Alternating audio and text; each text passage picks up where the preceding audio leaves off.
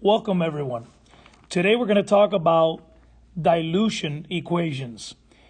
When we talk about dilutions, we're basically talking about watering down a solution to make it less concentrated. We often start with the original bottle, which stores solutions, and we refer to these bottles as stock solutions. And what happens is sometimes we want to lower the concentration, make them more what we call dilute. In order to do that, you don't really need to change the amount of solute. All you need to change is the volume of the solution to make it more dilute. The way you do that is to water it down. You add distilled water, and by doing that, the concentration decreases. In fact, if you look at the bottom here, this is the equation that we use to perform a dilution calculation. There's an inverse relationship between molarity and volume. As the amount of solvent, which would add to the volume, increases, the molarity will decrease, meaning that the more volume, the more water, the less concentrated the solution will be. Here, I'm going to show you how we would prepare a 3-liter solution that has a concentration of 0.5 molar calcium chloride from a stock bottle or a stock solution that's 10 molar. So we are attempting to go from 10 molar to 0.5. We are going to dilute this and decrease the concentration. So there's some calculations that we need to do here, okay? Now, in order to figure out how much you need of the stock solution, we're going to use the dilution equation M1V1 equals M2V2. So where M1 and V1, we'll call this, in this example, we'll refer to this as the stock bottle information. And this will be the new solution that we're trying to make. So, basing it on the previous equation or the previous question, the stock solution has a molarity, we'll call it M1, of 10 molar. So, what we're going to do is, our objective is to create a solution that is 0.5 molar, so that's the new molarity, and we want to make 3 liters of this solution. So the calculation basically is, what volume do we need of the stock solution in order to make this new solution? Now the math is pretty simple. If you solve for V1, M2 times V2 divided by M1 will give us the new volume of what we need. So let's substitute the numbers and let's solve for V1. So by doing the math, we have the 0.5 molar times the 3 liters. We're going to divide that by the 10 molar.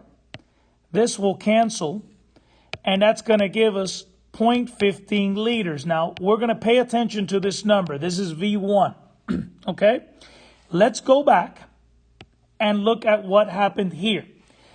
What they did was, now that we know that we need 0.15 liters, which is the same as 150 milliliters, you get a graduated cylinder. We're going to need one of the larger ones. And you're going to fill it with 0.15 liters or 150 milliliters of the stock solution. The stock solution has a molarity of 10 molar. So the calculation tells you to measure exactly 0.15 liters, and then, as you can see here, we're going to place it into this volumetric flask. So there's the 0.15 of 10 molar. That comes straight from the stock solution.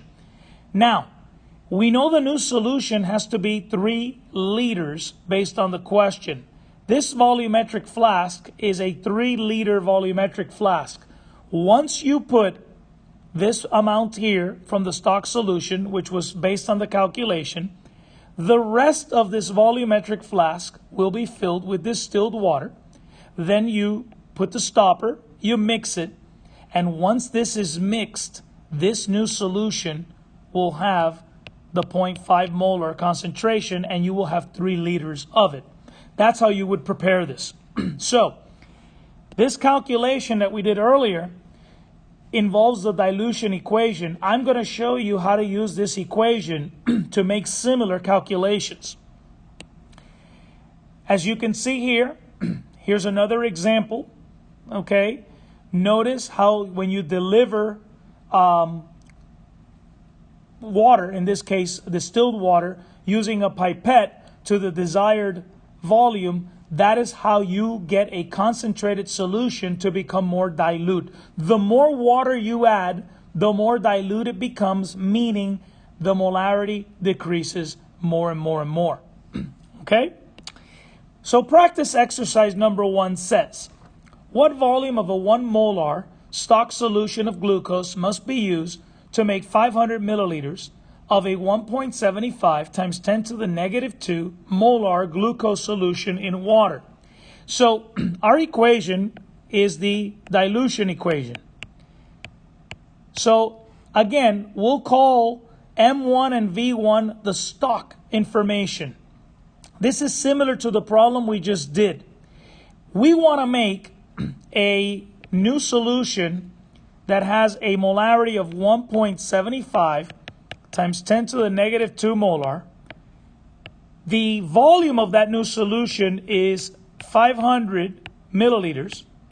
And we want to calculate how much volume we would need of the stock solution. Now, the stock solution has a molarity of 1 molar. Okay, we're going to solve for V1 kind of like we did last time. So we'll do M2 V2 divided by M1 to get the original volume there. And when you do the math, and I'll go ahead and I'm going to set up all the work here for you. So we're going to multiply here, that this is M2. We're going to multiply here by V2. Then we're going to divide by M1. The molarities cancel. This is going to give us V1. And the answer is 8.75 milliliters. So you would need to measure 8.75 milliliters of this 1 molar solution, transfer it to a volumetric flask, and then fill the rest of it with distilled water until you get to the 500 milliliter mark. And as a result, you will have a new solution that has a concentration of 1.75 times 10 to the negative 2 molar. And if you look here, our answer is choice B. Okay? All right, let's go to this next problem. This one has 3 parts. First part says, what volume of 2.50 molar lead 2 nitrate solution contains 0.0500 moles of lead ions? Now this one's a little tricky. There's 2 things we got to do here. Okay? Notice they want volume. We learned that molarity is moles over liter. But this time we want volume. We want the liters. So rearranging mathematically the equation, to find volume you get moles and you divide it by molarity. So in this question, you're given the number of moles. So you have the numerator, it's 0.0500 moles, and you have the molarity, but you have the molarity of lead 2 nitrate, and that is 2.50 molar. When you do the math, you're going to get 0.125 liters as your answer. Okay, so this first part, okay, well, all we did here was we got the volume, okay, of the lead 2 nitrate. Now let me show you. They don't want lead 2 nitrate. They only want lead. So I'm going to show you a little trick here. You see, lead 2 nitrate is written like this. It's PbNO3 and when this splits up, this is soluble in water, it splits up into lead ions and it splits up into 2 nitrate ions. It's a 1:2 ratio of lead to nitrate. Now, because lead nitrate and lead are both 1:1, you could see it here in the equation, we got a 1:1 ratio. We can use this as our answer, okay? Had we been looking for nitrate, the molarity would have not been 2.5. It would have been 2.5 times 2, or 5. And we would have had a different answer, okay? So in this problem, because lead nitrate breaks up 1 to 1, we end up getting the same answer of volume, which is 0.125. So if you were doing this problem from scratch, one of the easiest things to do is we want to focus on lead ion. Normally what you would do is you would set up the equation like I did, like this. And then the way it breaks up, if you have 2.5 molar of this, that means you're going to get, when it breaks apart, you make 2.5, and here you make twice as much, which is equal to 5. Okay? And you would use that number. Because it was a 1-to-1 ratio, our answer was the same as if it was for lead nitrate. Had it been nitrate, our answer would have been different. So let's do this. Let's look at part B.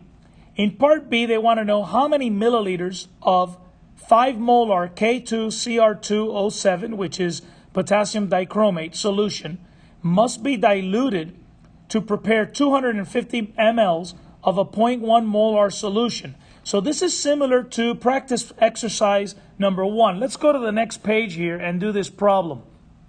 So when you look at part B here, you're going to use the same dilution equation.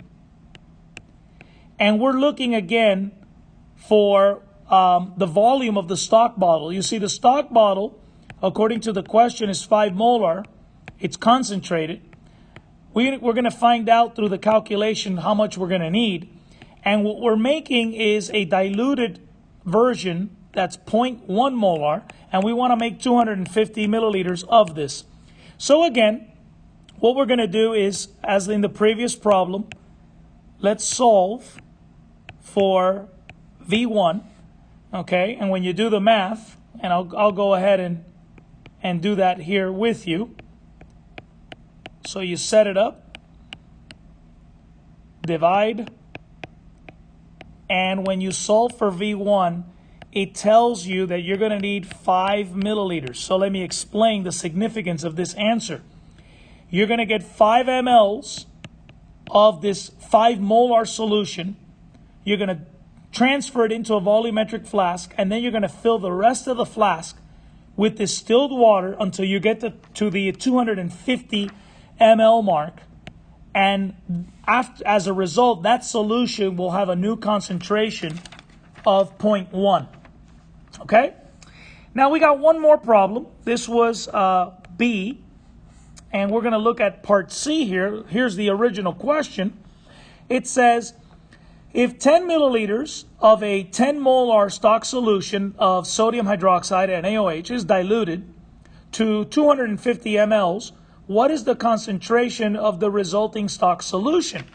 Okay, so this problem is a little different, but it's a very important problem. So we're going to do that right over here. And again, we're going to use the same equation, the dilution equation. So they're telling us that we have a stock bottle that's 10 molar. We have 10 mLs of that stock bottle. And we want to find out what would be the new concentration if I added water, okay? Because what we're going to do is we're going to dilute it, and the new volume is going to be 250 mLs. So obviously, if you add water, in this case it's always distilled water, the concentration is going to get diluted. So the equation here is we're solving this time for M2. So what we're going to do is we're going to go M1 times V1. We'll divide by V2, and that'll give us the new molarity. Okay? So when you do the math, all we have to do here, and I can do a little shortcut, we can just divide over here by 250. Okay, so what I'll do is I'll erase this since I have it set up for you. And we're going to do the math here. We're going to solve for For M2, always make sure units are the same. If one was in liters and one was in milliliters, you'd have to change them so that they're both the same so they can cancel. Here, they're both in milliliters, so they're going to cancel fine. When you do this, we're going to expect the concentration to decrease. So the original bottle was 10 molar. Our new bottle is going to be 0.40 molar. I used two significant digits because of the 250 in the question only had two significant digits. So the answer is 0.4 molar. Okay? Now, take a look at this next page here. I have 3 sample problems for you. Okay? They're all dilution equation problems, so you will be using M1V1 equals M2V2. So I want you to try these problems. Okay? Grab a piece of paper, do it on your computer. Go ahead and work out these 3 problems, and then we will go over these solutions in class. So try these out, and let's see how you do.